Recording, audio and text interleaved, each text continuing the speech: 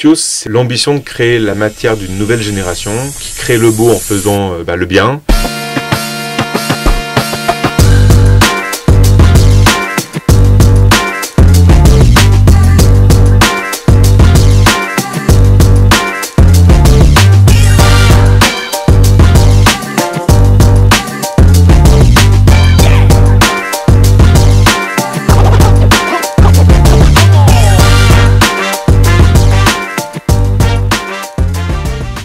Hello Benjamin, merci beaucoup de m'accueillir aujourd'hui chez vous.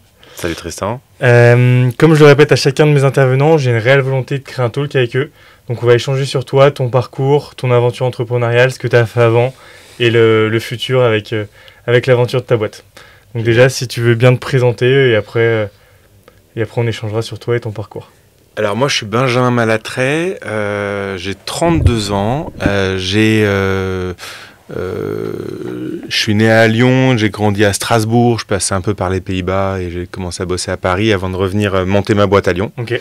Moi quand j'étais petit je voulais être pâtissier et mes parents m'ont plus orienté vers des études scientifiques et donc j'ai fini par faire un bac S. Il se trouvait que j'étais pas trop mauvais en chimie et donc en fait j'ai fait DUT, cycle ingénieur et j'ai fini par être ingénieur en chimie et voilà, on a monté une boîte avec 2 copains d'école en 2018 et on a démarré une aventure qui s'appelle Ictios et dont l'idée c'est vraiment d'allier un peu la chimie et tu vois, de créer un truc assez nouveau. Cool, et l'aventure Ictios, parle-nous un petit peu, qu'est-ce que c'est, d'où ça part? C'est des copains, tu disais, c'est une aventure de copains à la base? Ouais, c'est ça. En fait, c'est presque parti d'une blague. À l'issue de nos études en chimie, moi, je suis passé par le conseil en stratégie et en financement de l'innovation rapidement pendant même pas 2 ans, tu vois. Ouais. Et je m'occupais un petit peu de parties sur la chimie et j'avais fait des études sur les bioressources et même dans le cadre de mes études en chimie, en fait, on est vachement sensibilisé à comment créer la chimie de demain. On voit tout ça comme étant l'essence, le pétrole, la toxicité, en fait. Bien sûr. Mais en fait, la chimie, elle est omniprésente dans notre quotidien. La cosmétique, c'est de la chimie. Une mayonnaise, c'est des réactions chimiques. Dans le corps, il y en a partout. Et l'idée, nous, c'était vraiment... en gros, de trouver un déchet, trouver une ressource qui est considérée comme un déchet aujourd'hui et de la transformer, de la sublimer. Et on a eu un espèce de déclic en allant dans un restaurant de sushi avec Gauthier, donc mon associé qui lui était parti plutôt sur des axes très produits, très process. On a eu ce déclic-là en voyant les pots de poisson partir les unes après les autres à la poubelle. On sait qu'on mange assez régulièrement du poisson et de plus en plus en fait depuis quelques générations en fait ces peaux invisibles, on s'est demandé où est-ce qu'elles allaient en temps normal, etc. Et on a fait une analogie assez basique avec le cuir traditionnel pour les peaux des vaches, des chèvres, etc. Et on s'est dit pourquoi ne pas construire du coup un circuit, une filière de recyclage de ces peaux de poisson pour en faire un cuir et de se partir de la logique que quand on va au restaurant, on voit de la viande et on voit du poisson, on puisse aussi, quand on cherche un produit ou du cuir ou de la maroquinerie, avoir ce pan-là. Ça nous semblait extrêmement cohérent, en fait, que d'avoir trop cool. Tout un pan de matière comme ça. Et je suppose qu'il y a beaucoup de recherche et de développement, parce qu'entre l'idée et le moment où tu lances ton produit est plus ou moins viable, vous allez faire quoi comme test? C'est un processus, c'est peut-être un brevet derrière? C'est quoi un petit peu les sujets derrière? Alors, à la base, on ne savait pas du tout tanner. On a vraiment appris en se documentant, en trouvant des équivalences. On s'est foiré un nombre de fois juste dingue. Et en fait, au tout début, quand on a eu ce déclic au restaurant, c'est dès le lendemain que Gauthier allait récupérer des pots de poisson dans un restaurant de sushi, qui allait récupérer des écorces dans la forêt. Et il a fait un premier bain de tannage. Ça se passe comment un peu le tannage? C'est quoi Alors en fait dans la technique, le but du tannage c'est de faire des liaisons dans le collagène qui est constitué dans la peau. Et pour faire ces liaisons, tu as plusieurs composés qui peuvent exister. 90% du cuir aujourd'hui se fait à partir de composés qui sont à base de chrome, donc des métaux lourds. Nous, on voulait plutôt travailler sur une autre alternative qui était en fait même historiquement plus vieilles, c'est ce qu'on appelle l'étannage végétal, donc à partir de polyphénols qui sont contenus dans toutes les essences végétales. Après, elles sont toutes différentes, donc il fallait trouver un peu la bonne recette. C'est ça qui nous a pris beaucoup de temps. De trouver la bonne recette parce que ça va changer l'odeur, la couleur, ce qu'on appelle la main, donc la souplesse, l'émotion en fait en touchant la matière, la vitesse de réaction, les coups, etc., etc. Donc il fallait vraiment, on a fait plusieurs milliers de tests de tannage. À chaque fois un test, c'est près d'une semaine, tu vois, d'attente. Ah ouais, finesse. Donc on empilait, tu aurais dû voir, on a commencé chez les parents de Gauthier, on avait des piles de bacs dans lesquels baignait un cuir avec des jus de thé, d'écorce, de différents arbres, etc. Et on les laissait à différents temps, avec différentes concentrations, à différentes températures, etc. Et donc on a eu des premiers bouts de cuir. Et en fait, déjà, on a débloqué le fait que la limite aujourd'hui à la non-existence de la matière, elle n'est pas technique. C'est-à-dire que c'est pas qu'il n'est pas possible de faire du cuir avec une peau de poisson, c'est parce que voilà, on a réussi à tanner un premier truc déjà à la va-vite, on va dire. De façon assez artisanale chez exactement. Toi. Extrêmement artisanal. Après, on a fait le garage de mon père à Strasbourg, après le garage de mes grands-parents à Lyon, et dès qu'ils en ont eu marre, on a créé notre propre usine, en fait, là où on est aujourd'hui. Ok, trop cool. Et je suppose que c'est très compliqué, vu que c'est un produit qui n'est pas démocratisé. On connaît tous le cuir de veau pour nos chaussures, ou de vache, etc. Comment, toi, tu vas faire comment tu vas un peu éduquer les gens à utiliser une nouvelle façon de consommer? Alors, au début, on a démarré un peu avec le syndrome de l'ingénieur, de se dire le produit va parler tout seul, tu vois, produit, process. Et une fois que tout ça fonctionne bien, ça va s'auto-alimenter tout seul. En fait, non, il y a un vrai amorçage, tu vois, rien que déjà pour que on pense pas forcément à la poubelle du restaurant quand on voit ta matière qui a été tannée, sublimée, colorée, etc. Mais qu'on pense plutôt à l'univers de la mer, de l'océan et de tout le champ créatif que ça peut amener. Donc ça a été vachement, c'est un vrai travail qu'on n'arrête pas, en fait. Donc chaque cuir a son propre univers créatif. Et ça va dans le choix de son nom, dans le choix de ses couleurs, et également dans les applications qu'on va aller réfléchir, principalement. Et le principal qu'on produit ici, c'est le cuir de saumon, parce qu'en fait, c'est le poisson le plus consommé. Donc, c'est les peaux qui existent en plus grande abondance. Et on a assez régulièrement des restaurants de sushi qui viennent, qui toquent à la porte. Salut, j'ai plein de peaux de saumon, qu'est-ce que j'en fais? Comment ça se passe un peu l'approvisionnement? Tu vas voir des sushis et c'est quoi un petit peu? Ils te mettent de côté des peaux Waouh, on a près d'une centaine de sources d'approvisionnement différentes. Et en fait, ça dépend vraiment. Nous, la seule chose dont on s'assure, c'est que le poisson soit bien issu de la consommation. Ça, c'est un truc, et nous, on a déjà refusé, tu vois, des projets sur des requins, des raies, un peu spécial, machin. Ça, on bosse pas quand on n'est pas sûr que le poisson, il est consommé et qu'on est, au final, presque plus sur un déchet. Nous, l'idée, c'est vraiment de se concentrer sur ce qui est consommé. Et en fait, un déchet qu'on peut pas éviter parce qu'on a besoin de manger. Oui, c'est sûr. Et au début, on a commencé avec des partenariats avec les restaurants de sushi. Donc, on avait, tu vois, on faisait un tour à Lyon, on passait par Sushi Shop, Matsuri, Pokawa, et on avait plusieurs restaurants, et chaque restaurant faisait, je sais pas, on était près à 50 kilos de peaux par semaine, quoi. Enfin, donc c'est quand même balèze, énorme. Et après, il y en a qui sont plus ou moins... qui ont plus ou moins de cadence, quoi. Et après, le Covid est venu un peu chambouler tout ça sur le saumon, parce que les restaurants travaillaient différemment. Ils n'avaient plus forcément les pots dans le restaurant même. Donc, il fallait remonter chez leurs fournisseurs, qui en fait sont des acteurs industriels qui s'appellent des filters. C'est des mecs qui lèvent les filets, qui préparent et qui conditionnent. Donc, en fait, qui ont des quantités de pots juste astronomiques. Et ce qui était génial avec ces acteurs-là, donc on a intensifié plutôt avec eux, c'est que déjà le calcul environnemental de faire une tournée par semaine versus d'avoir un approvisionnement identifié, c'était plus écologique. Et également qu'on allait pouvoir remonter jusqu'à la ferme et l'élevage pour être sûr de comment était sourcé c'est ça. Et on veut éviter aussi pareil, tu vois, parce que nous on les rachète les pots. On veut éviter de soutenir du coup des activités où c'est le poisson qui est élevé dans des conditions un peu ghetto et tout. Donc on veut vraiment pouvoir aller en profondeur. Et puis quand on peut et on préfère, on travaille directement avec les éleveurs. C'est le cas sur le caviar. Okay. On travaille avec le principal producteur de caviar en France qui s'appelle Sturia, Okay. et qui en fait a des pots d'esturgeon. On travaille une espèce très spécifique qui s'appelle la Spencer Baeri, Okay. donc il y a tout un motif et un grain juste qui est canon. Ouais. Et sur la truite, on travaille avec des éleveurs directement. Ok.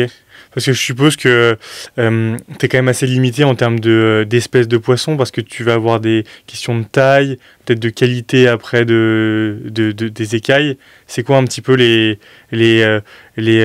sujets auxquels tu fais un peu gaffe avant de pouvoir tanner tout ça? Alors, au final, on fait même du à façon, tu vois. Okay. On a déjà eu un restaurant monégasque qui venait, qui toquait à la porte et qui disait, bon, bah, moi j'ai bossé sur de la murène. Ouais. J'ai 4-5 pots de murène que j'ai servi dans mon resto, j'aimerais faire des menus avec. Est-ce que tu peux juste me transformer ça? Et on le fait, même si c'est pas tu vois, un produit qu'on va industrialiser, ça suit la même démarche. Alors ça va être un produit un peu plus premium parce que on va le faire sur mesure, etc. Et ça prend beaucoup plus de temps. Ouais. Mais en fait, techniquement, il n'y a pas de limite. C'est-à-dire que demain, on me ramène une peau de maquereau, je pourrais la tanner. Après, le maquereau, il est beaucoup vendu avec la peau et consommé avec la peau, tant mieux. Il n'y a pas à gérer ce déchet-là. Nous, on va surtout regarder, donc, comme je te l'ai dit, la provenance alimentaire, l'origine. Qui viennent d'où, généralement? Alors, en fait, nous, on regarde beaucoup où est-ce qu'il est consommé. Ok, où est-ce qu'il est consommé. Plutôt parce que c'est là où est générée la peau, donc on va plutôt être sur des poissons qui sont consommés en France et au maximum en Europe, quoi. Okay. Et Europe proche. Mais on est assez franco-français, tu vois. Mais après, en théorie, je veux dire, s'il y avait un poisson demain qui était consommé aux Pays-Bas et qu'il fallait monter une filière de recyclage pour les Pays-Bas, on le ferait, tu vois. C'est pas bloquant. Et ouais, après, d'une espèce à une autre, on va vraiment avoir un motif, ce qu'on appelle le grain, qui va être très différent. Okay. Et tu as des cuirs qui ont des écailles, un peu comme ce qu'on connaît comme le saumon, ça fait très serpent, très snake, un motif écaillé. Pour info, nous, l'écaille, on l'enlève. Donc, ce qu'on voit, c'est bien l'empreinte de l'écaille. Okay. C'est l'empreinte digitale, en fait, tu vois, du poisson. Et la truite, ça va être une écaille 4 fois plus fine. On a déjà travaillé de la sole. Donc c'est des tout petits poissons qui ont des micro-écailles, on dirait presque un textile. L'esturgeon qui a ce motif très particulier. On s'est même amusé à faire du cuir de silure qui est lisse, tu vois, parce qu'il y a des élevages de silure dans la région. On bossait aussi sur de la carpe. Voilà. En fait, je pense qu'on a une trentaine d'espèces. Et tu vois, bizarrement, les plus problématiques, ça va être des poissons comme le thon. Parce qu'en fait, il est tellement gros comme poisson qu'il est beaucoup portionné. Donc, il est vendu en fait en morceaux. Et en fait, des morceaux de peau, nous, on perd l'intérêt d'avoir une peau avec de la surface. Donc, le thon, on n'a pas encore réussi à débloquer la problématique en reconstruisant en fait un circuit de conservation de la peau qui nous permettrait de la tanner correctement. Donc on a pas mal de projets en R&D et on a des projets qui ont déjà vu le jour. On essaye d'étoffer en fait. Nous, ce qu'on crée, c'est pas une matière, c'est une filière. C'est la filière des cuirs marins et il y a des petits cuirs, des grands cuirs, des cuirs épais, des cuirs souples. Il y a vraiment une richesse assez folle de matière. Ok. Et à qui s'adressent ces cuirs principalement? C'est quoi après tes clients? C'est quoi un peu le business model de Ichthyoos? Alors en soi, il y a pas de limite non plus. Un cuir, c'est un peu une matière native qu'on peut utiliser dans n'importe quelle application. Il se trouve que nos clients sont principalement des fabricants de chaussures, de maroquinerie. On a aussi pas mal bossé dans la montre. Et là, on essaye de structurer un peu plus aussi tout l'axe de la restauration, de l'art de la table, de la décoration et du design de manière plus globale. Parce qu'on apporte un vrai truc esthétiquement qui est intéressant et qui est singulier. C'est assez sympa, quoi. Ouais, ça c'est cool. Et ce qui permet aussi je vois un petit peu, là on est dans votre stock avec plein de couleurs, etc. différents. C'est, tu peux un peu personnaliser aussi ton cuir. Je suppose que même malgré les motifs qui sont un peu tous... là c'est quoi, c'est du saumon qu'on a autour de nous? Alors, on a de tout. Ouais, on a de tout. Là, tu vas avoir tout ce qui va être nos collections qu'on appelle intemporelles de saumon, parce qu'on vend pas mal en ligne. Donc, en fait, on a des stocks qui sont prêts à être expédiés. Ça part dans une 50aine de pays. Et les gens en ligne, ils font quoi? Ils ils font de la maroquinerie eux-mêmes, c'est on essaie de demander. Quoi? On n'a pas toujours l'info, mais pareil, tu as de la chaussure, de la maroquinerie, des bijoux aussi. Je l'ai pas précisé, mais en bijoux, c'est juste incroyable. On pourrait faire du packaging. Enfin, nous, on a fait des applications, ça allait méga loin. Dans l'aménagement d'un yacht, dans des colliers pour des chevaux, donc dans la sellerie. On a fait des puzzles juste dingues. Il y a une vraie richesse. On en met quelques-uns sur notre site. On essaie d'illustrer, en fait. Parce que, comme tu le disais, il y a le savoir-faire qu'il faut construire et après, il y a le faire-savoir. Et tu me disais la même chose pour le podcast. Et au final, c'est vachement vrai. Savoir parler de quelque chose de nouveau, il faut aussi l'illustrer. Et donc, on met en avant un max de beaux projets qu'on a pu faire en collab ou avec nos clients, qu'on retrouve sur notre site dans la partie collaboration. Ok, trop cool. Parce que là, tu me parles à l'instant de la partie éducation. C'est quoi? Vous avez communiqué sur les réseaux sociaux, vous allez faire des salons. Comment tu vas faire connaître cette nouvelle matière qui est comme tu l'expliquais, issue de déchets à la base qu'on consomme tous et qu'on a tous dans nos poubelles ou dans les poubelles des restaurants dans lesquels on va? Comment toi, tu vas aller parler au grand public?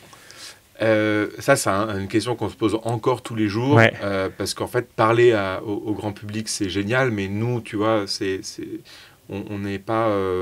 nous, nos cibles en soi, c'est plutôt les entreprises. Donc, nos clients, c'est plutôt les fabricants. Parce qu'on vend une matière, pas le produit fini. Donc, en fait, de un, on a la chance que nos clients, donc les marques avec lesquelles on bosse, elles parlent de la matière en grande majorité. Et en fait, ça fait partie un peu de l'intérêt d'utiliser des cuirs marins, c'est que c'est pas juste une matière qu'on t'apporte. Il y a une histoire, il y a du sens, il y a de la personnalisation, etc. Donc le premier vecteur, c'est le bouche à oreille et nos clients. On a bossé avec, tu vois, Alexander McQueen. On a fait une chaussure qui est vachement sympa. Et ça fait un effet un peu boule de neige assez naturellement. Après, en fait, c'est un sujet aussi qui a pas mal parlé aux médias. De manière générale, on est passé un peu... Tu vois, on a fait un brut. J'avais vu le brut. Plus international, on a fait un Business Insider, des choses comme ça.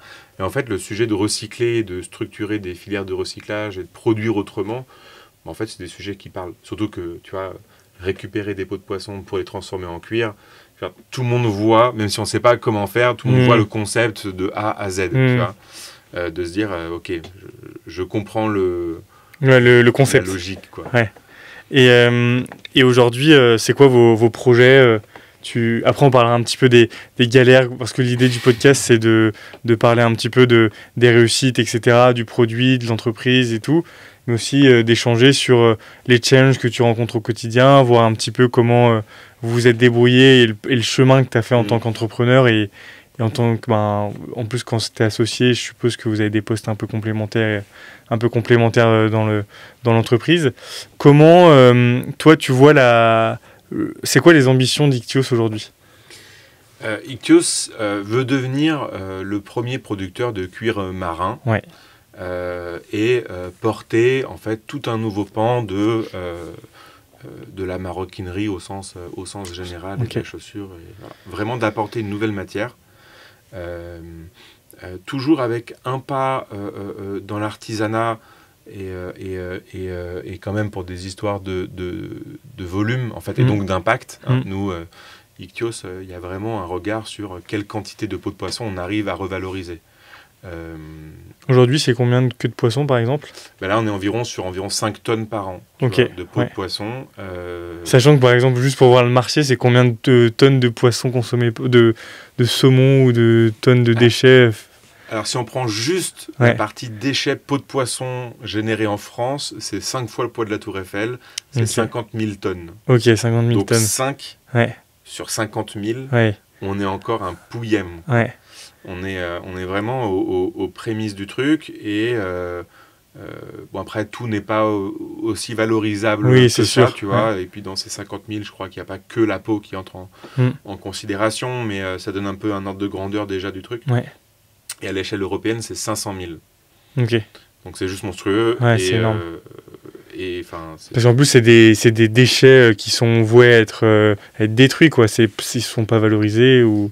Alors, c'est même pire que ça, parce que c'est des déchets qui ont un risque infectieux. Donc, soit on ne peut pas forcément, tu vois, le jeter comme ça, à droite à gauche, parce qu'en fait, ça peut se remplir de bactéries, générer des maladies, etc., si vraiment tu ne fais rien. Donc, la bonne manière de s'en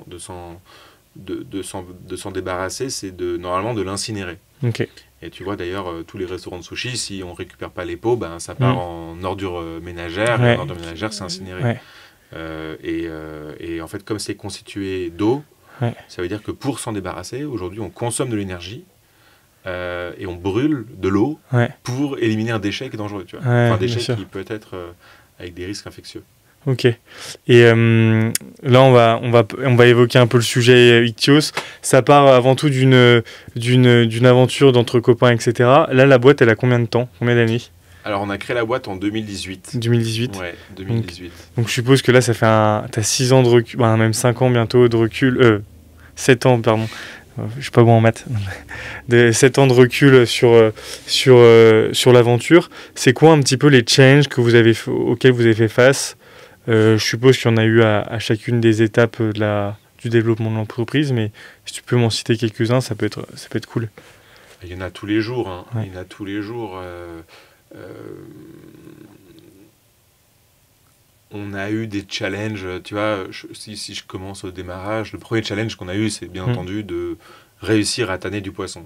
Et ce challenge-là, on avait les premières briques comme quoi c'était possible, mais en fait, entre ton bac dans ton garage et de le processer sur des machines pour avoir un flux un peu plus continu et du moins avec une rationalité économique, il faut réussir à transposer un process artisanal à un process semi-industriel.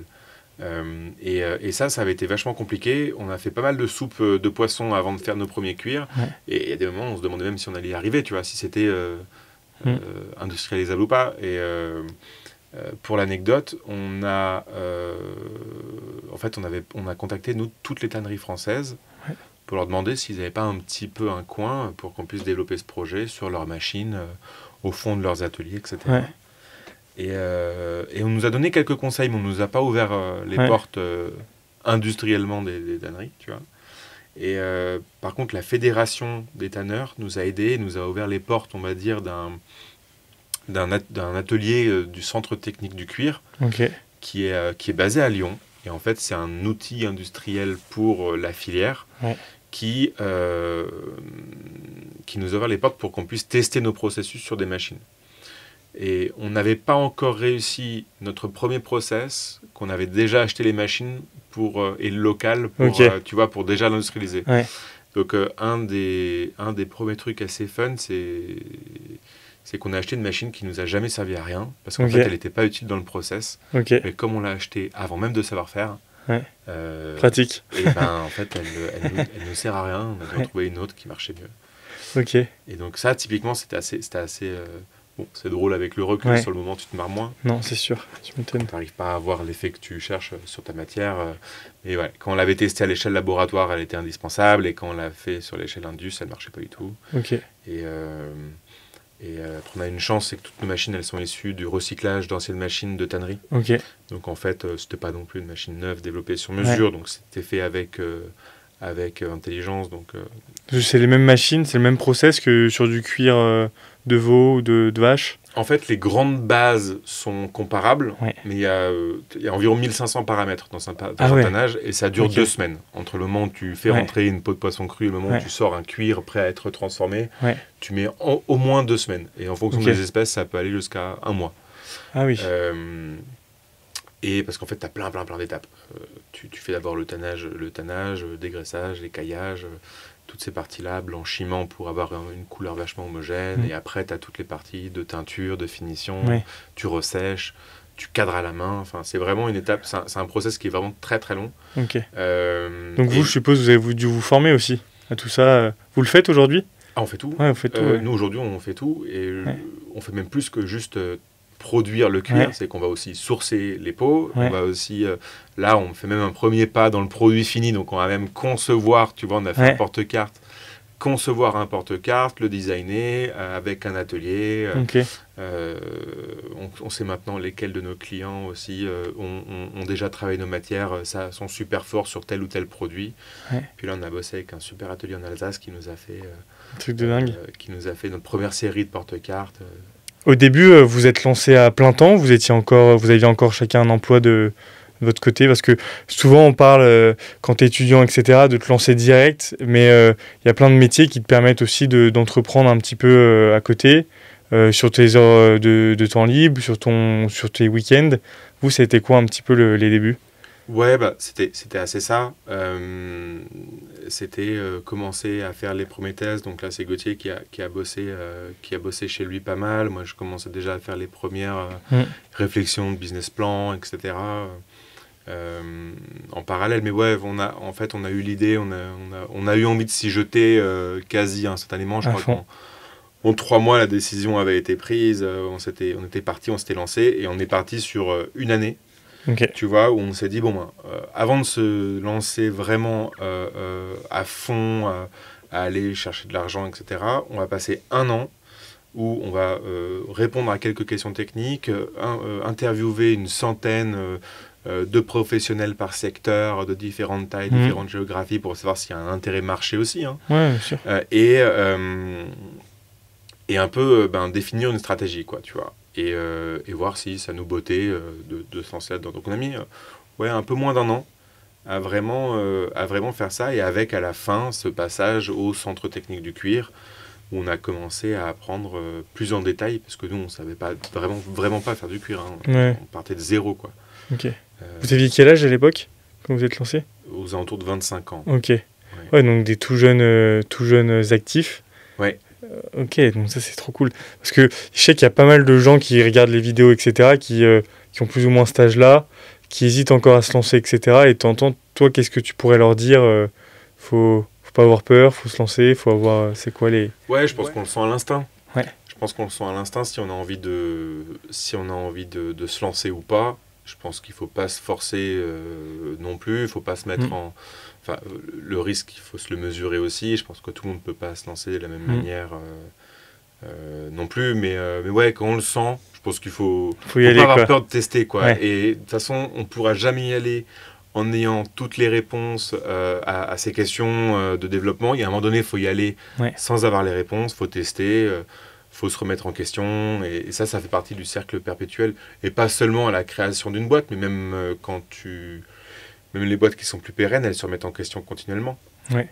Parce que là aujourd'hui, tu as une remise. Est-ce que au quotidien vous vous remettez en question sur quoi? Sur la qualité du produit, sur la stratégie? C'est quoi un petit peu les facettes un petit peu de l'intérieur de d'Ictios?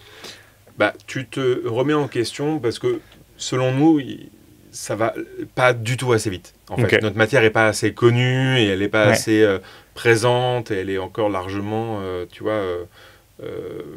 confidentielle. Donc on a toujours des réflexions sur comment est-ce qu'on pourrait accélérer ça, quel nouveau secteur. Et tu vois, nous, on a une espèce d'idée dans le coin de la tête, qui a une application avec nos cuirs que les autres matières auxquelles elles ne peuvent pas répondre, et qu'on doit trouver. Et en fait, on ne la connaît pas, et il faut la chercher. Donc du coup, on est continuellement dans du brassage d'idées, dans de l'échange avec des studios de design, des architectes, des artisans, des maroquiniers, des marques. Et dans cette réflexion constante de se dire comment est-ce qu'on pourrait améliorer les trucs. Et comment est-ce qu'on pourrait rendre, pas démocratiser, j'aime pas ce mot, parce que ça restera une matière premium, qui sera premium, parce que le temps de travail, tu vois, c'est 2 semaines de temps de processus, on peut pas beaucoup les améliorer. Je pense que ça pourra encore un peu, mais on restera toujours sur une matière noble, qui est d'ailleurs vachement résistante, hein, donc à la fin, tu es plutôt dans l'idée d'avoir un porte-carte qui va te durer 30 ans, qu'un porte-carte jetable qui coûte 10 €, tu vois. Il y a d'autres matières qui le feront beaucoup mieux que nous pour les matières jetables. Parce que là, aujourd'hui, tu me parlais de travailler avec vos différents clients, etc. Parce que ils vous donnent un retour un petit peu de la qualité du produit, des attentes du marché aussi. je suppose qu'ils vous font un petit peu des... c'est quoi un peu les sujets sur lesquels ils complémentent un petit peu, ils complètent un petit peu votre activité? On a plusieurs aspects en fait. C'est vraiment un échange constant avec les artisans et les marques avec lesquelles on bosse. Il y a plusieurs dimensions à ça. Tu as bien entendu la dimension technique. Okay. Donc ça va être de répondre à des tests physico-chimiques. Et en fait, chaque marque a son propre cahier des charges. Et du coup, il y a des échanges là-dessus, tu vois. Okay. Pour réussir à s'améliorer sur la résistance à l'eau. Et pour d'autres, c'est s'améliorer à des frottements dans des circonstances humides. Il y en a d'autres, c'est résister à la crème solaire. Après, il y en a d'autres, c'est résister au feu. Donc, il y a une base d'échange technique qui est perpétuelle, qui dépend aussi des produits qu'on fait. Il y a une base d'échange créative où on va, donc nous déjà, être force de proposition de plein de nouvelles couleurs pour suivre des tendances, pour alimenter en fait aussi la collection et aussi inventer de nouvelles manières pas seulement par la couleur, mais par la technique, d'apporter des effets. Donc il y a cet échange créatif-là, et après il y a un échange presque autour du discours, où on nous demande beaucoup, est-ce que tu peux me raconter l'histoire de où vient ce poisson? Et enfin, nous, il y a le nombre de marques qui utilisent notre cuir d'esturgeon qu'on a mis en contact avec, avec Sturia pour des lancements, des choses comme ça, parce qu'en fait, Sturia, ils sont super contents de parler de la revalorisation de leurs coproduits. Donc, il y a un vrai échange plein de sens qui se crée. Et de la même manière, Sushi Shop a sponsorisé quelques lancements d'une montre à Lyon par Ten Time, des choses comme ça. On a eu pas mal de petites collaborations. Donc, il y a aussi cet échange-là, plus humain, on va dire, et plus dans la quête du sens et de la place de la matière. Parce que ça permet aussi aux marques qui utilisent ce cuir-là d'expliquer en fait d'où vient la matière. Ok. Ouais, parce qu'en plus, on est comme on échangeait tout à l'heure, c'est en collaborant, c'est en donnant un peu son avis aussi sur le produit. C'est comme ça que tu vas faire, c'est sain, ça va faire grossir la marque dans le temps. Et Ichthyoos aujourd'hui, c'est combien de personnes? C'est quoi les ambitions un peu de... Tu me parlais des ambitions de devenir l'une des références sur le cuir marin. Ouais. C'est quoi un petit peu les prochaines étapes d'Ichthyoos? Les prochaines étapes d'Ichthyoos, ça va être...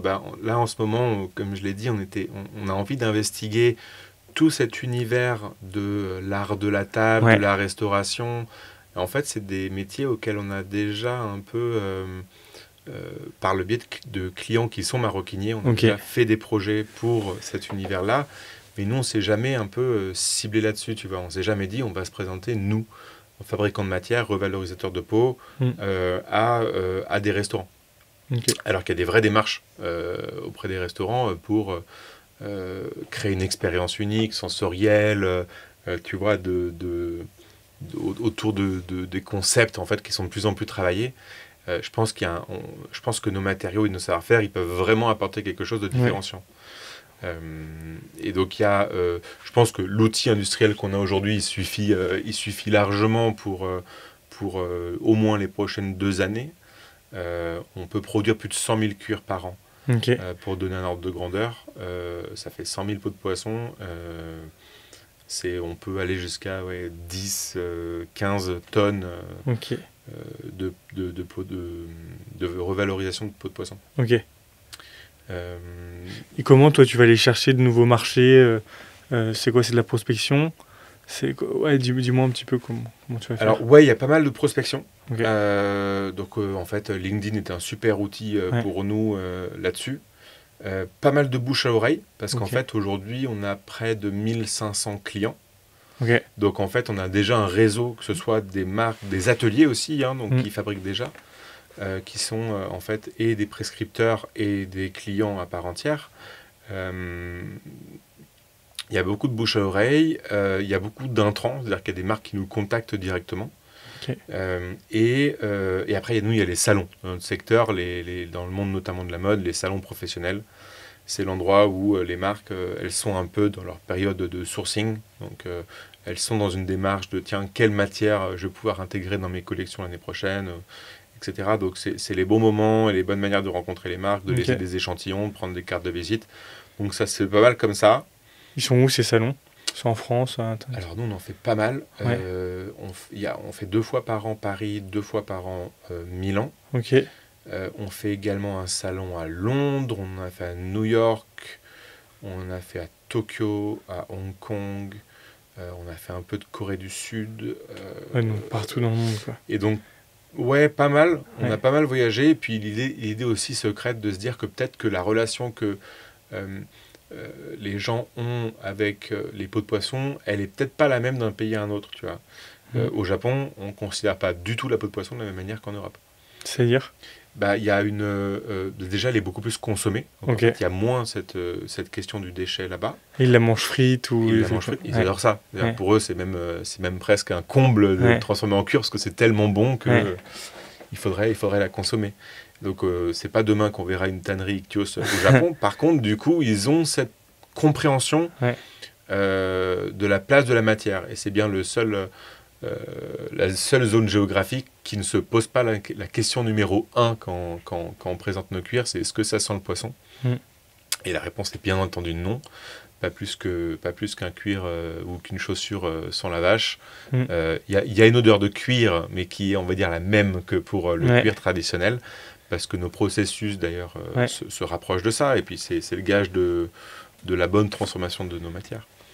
Mais bizarrement, ça fait assez peur. Mais ça, c'est aussi parce qu'on a une proximité différente entre le poisson et le consommateur, qui est vraiment différente de la vache. Tu vois, la vache, tu n'as jamais vu les peaux. Ouais, c'est sûr. Ni chez le boucher, ni au restaurant, ni... Enfin, tu le vois sur l'animal, quoi. Mais... Pourtant, c'est la même peau qu'un poisson, quoi. C'est le même... ça vient du même endroit, quoi. Bah, c'est ça. Ouais. Et le poisson, pour le coup, il est beaucoup plus vendu avec sa peau, servi avec sa peau. Donc, en fait, on a une forme de proximité particulière, rien que parce qu'on l'a déjà manipulé, en fait. Alors qu'on n'a jamais manipulé de peau de vache, tu vois. Ouais, non, c'est sûr. Ouais, c'est vrai, quand tu prends un peu de recul. Et c'est pour ça, tu penses que les gens ne s'étaient pas posé la question avant de réemployer, réutiliser tout ça, ou c'était déjà un processus qui existait? Tu parlais de culture tout à l'heure. Est-ce qu'il y a d'autres cultures dans le monde qui utilisaient les peaux de poisson pour faire du cuir marin? Ah oui, on n'est largement pas les premiers. Ouais. On a peut-être une ambition assez contemporaine et une interprétation assez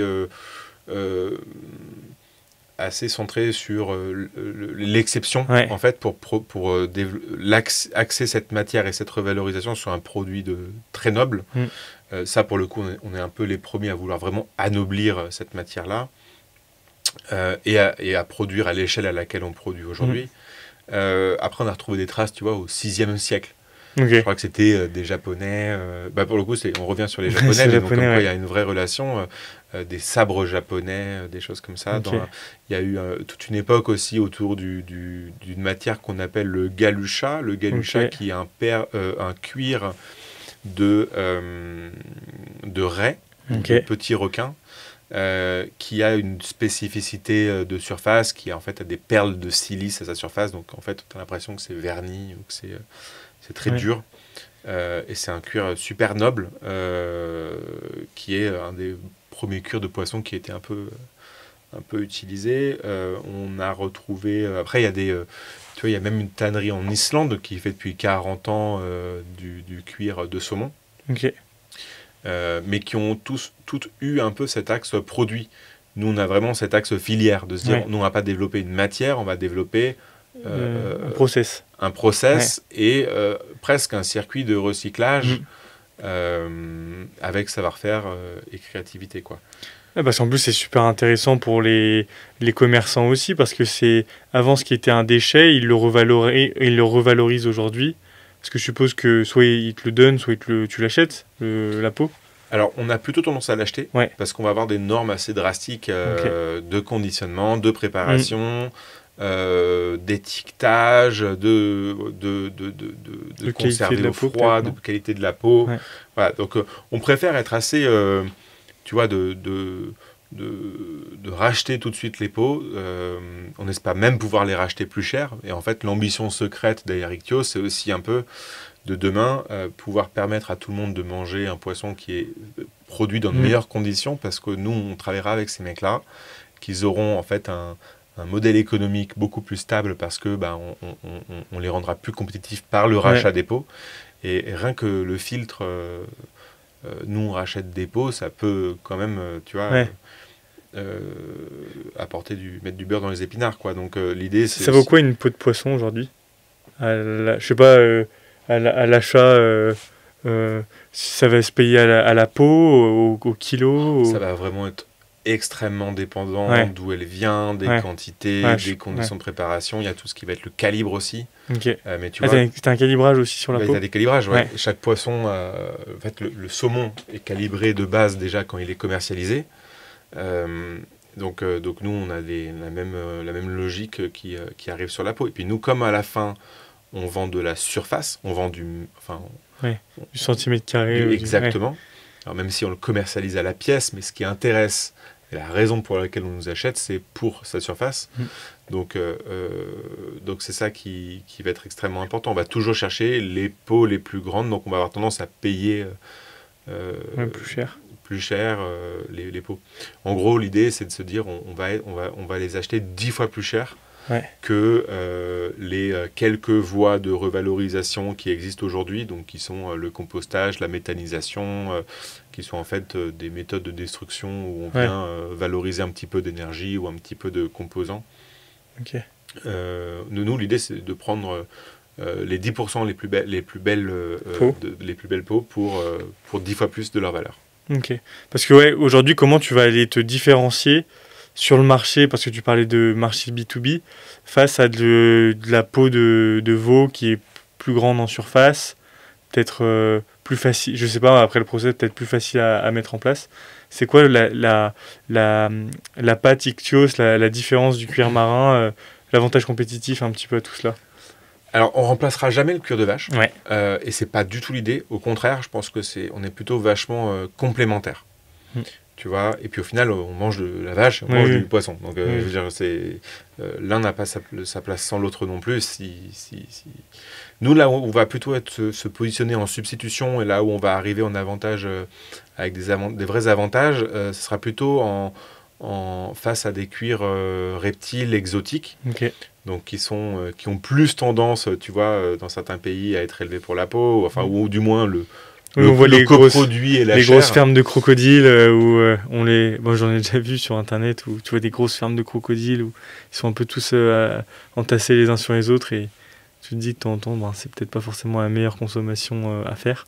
C'est ça, après il faut toujours regarder d'où vient, qui possède la ferme, quelles sont les raisons pour lesquelles. Après c'est ce qu'on fait les calculs, mais ça les chiffres sont très opaques, mais sur la location économique, c'est-à-dire combien est vendu 1 kilo de peau de croco et combien est vendu 1 kilo de chair de croco, où se cache la valeur en fait. C'est ce qui donne la raison d'être de la matière. Mais donc on va plutôt être là parce qu'il y a de plus en plus de marques, il y a des marques qui prennent des engagements d'ailleurs pour quitter ces peaux exotiques. Il y a des marques qui qui cherchent des alternatives en fait, et qui veulent pas le compromis sur le motif, le grain, le fait que ce soit de très belles matières esthétiquement parlant et techniquement. C'est plutôt en fait ce qu'on vient chercher, c'est le sens derrière la matière, c'est d'où elle vient, pourquoi elle est là, et c'est plutôt là où on vient apporter une solution, en fait, du moins une histoire, l'histoire d'une matière, l'histoire d'un savoir-faire, l'histoire d'un impact avec les cuirs marins. Tout à l'heure tu me parlais du lancement de produits Ichthyosis en marque propre. C'est quoi un peu cette nouvelle aventure? Tu vas, je suppose, quand tu crées une marque, tu as toute une période de commercialisation. C'est quoi un petit peu aujourd'hui Ichthyosis brand? Je sais pas comment tu dirais, mais la marque Ichthyosis. On reste vachement sous le nom d'Ichthyosis parce que les promesses sont les mêmes que quand on produit notre matière. Donc il y a un accent sur la singularité du produit, sur le fait qu'il soit fait avec la plus grande des attentions et minutie, le fait qu'il soit unique. Également, je veux dire, c'est vraiment ça sur qu'on a voulu mettre le pas. On s'est dit que on est vachement sollicité en fait pour nous acheter des produits. On nous dit la matière est géniale, où est-ce que je peux t'acheter un porte-carte, etc. Et en fait, à un moment donné, on nous l'a tellement demandé qu'on s'est dit on va en sortir un. on va faire le modèle qui nous semblerait, tu vois, notre modèle idéal. On a bossé avec quelques-uns de nos artisans préférés et on a avancé.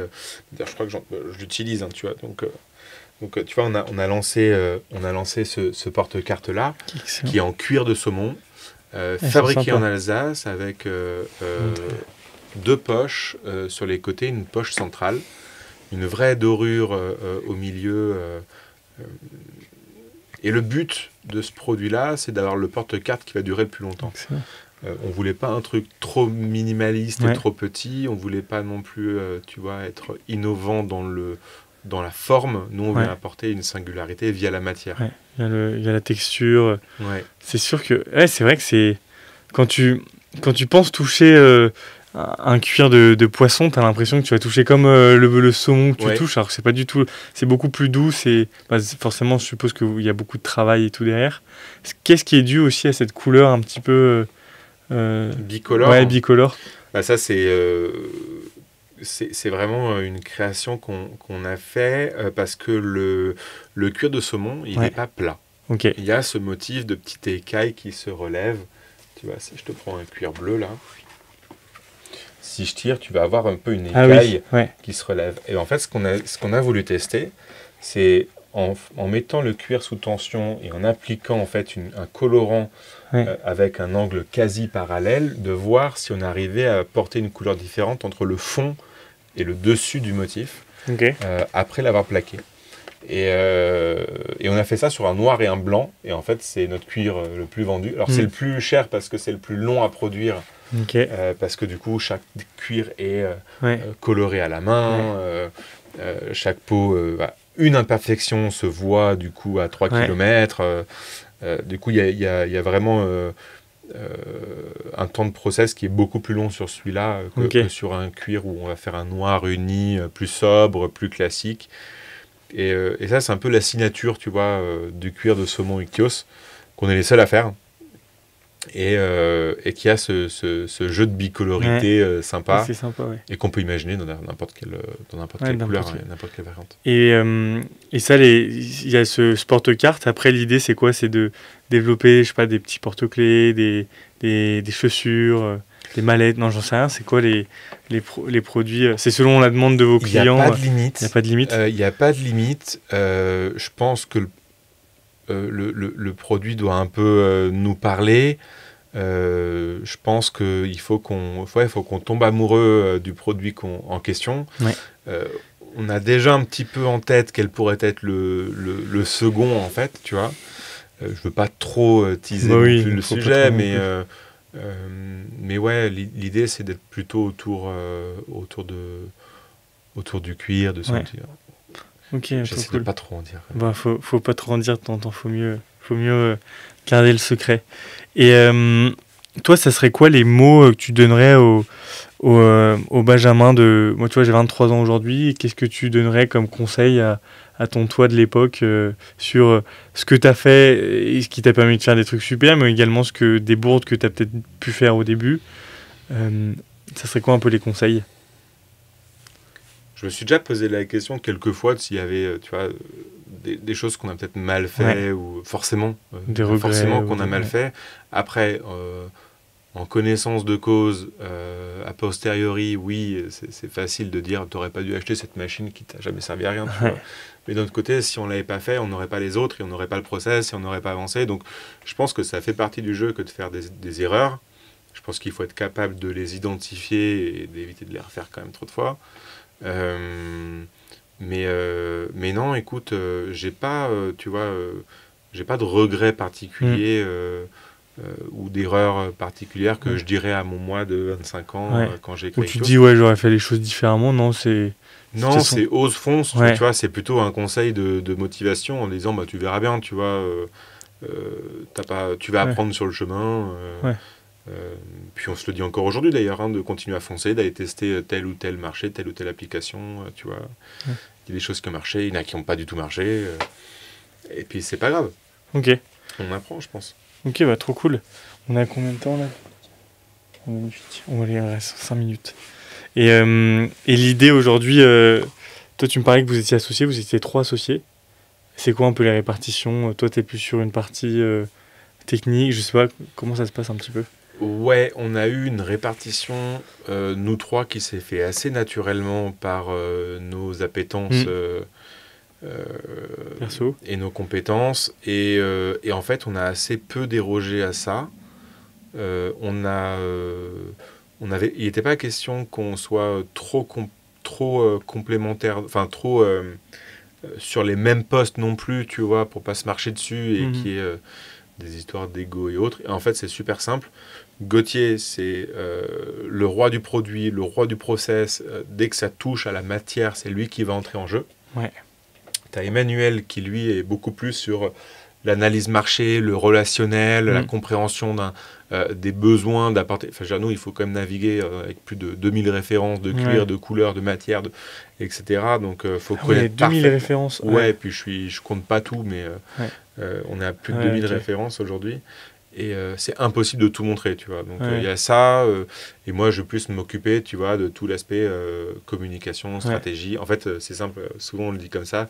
Il y en a un qui produit, il y en a un qui vend, et moi, je m'occupe du reste. Ouais. Et puis, quand il faut filer un coup de main en prod, je le fais humblement. Quand il faut filer un coup de main en commercial, moi, je bosse notamment sur les aspects collab, tu vois. Okay.